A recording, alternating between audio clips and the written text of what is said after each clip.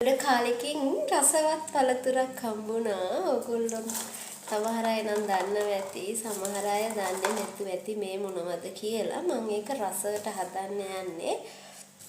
ඉතින් මේක මෙන්න මේ විදිහට පොත්ත ඇරලා මේ මේක රසයට හදාගන්න පුළුවන්. එක එක කෑව ಜಾති හදනවා මේකෙන්. මම නම් කන්න ආස විදිහ තමයි මම මේ හදන්නේ. මේ විදිහට කෝම් ටික පොත්ත අයින් කරගෙන කෝම් වර්ග දෙකක් තියෙනවා.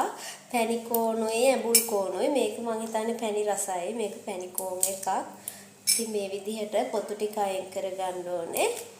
ගොඩ කාලයකින් මට මේ අවුරුද්දේදී හම්බුනේ අවුරුදු 5-6කින් විතර. මෙච්චර ගොඩක් හම්බුනේ.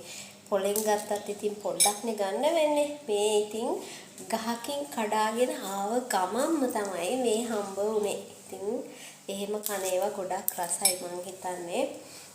පොලට ගේන ඒවා ටිකක් පරණයිනේ. දවස් දෙකක් කඩපුවානේ තියෙන්නේ පොලේ.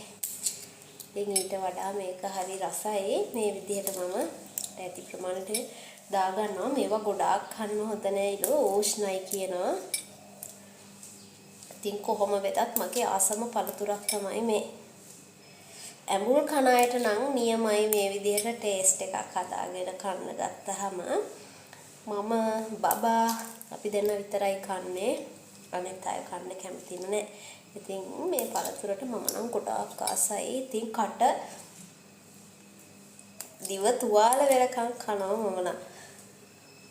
හම්බ වෙන වෙලාවට කන්න ඕනේ, බොන්න ඕනේ, පස්සේ විඳවන්න ඕනේ. හා නැද්ද?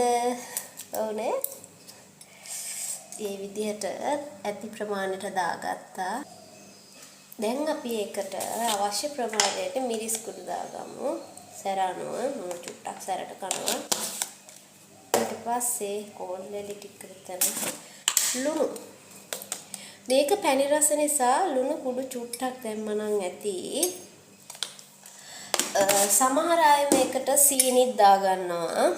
ඊට පස්සේ තියෙන්නේ මේ විදිහට හොඳට කවලම් කරගන්න.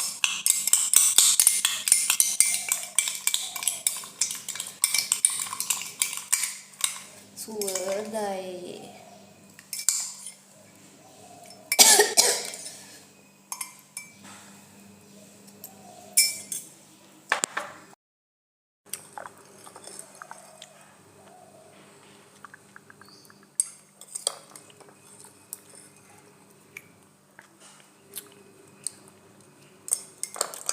කාලයකින් හැදෙන ගමේ තියෙන රසවත් පළතුරක් මේක කෝම්. මේකේ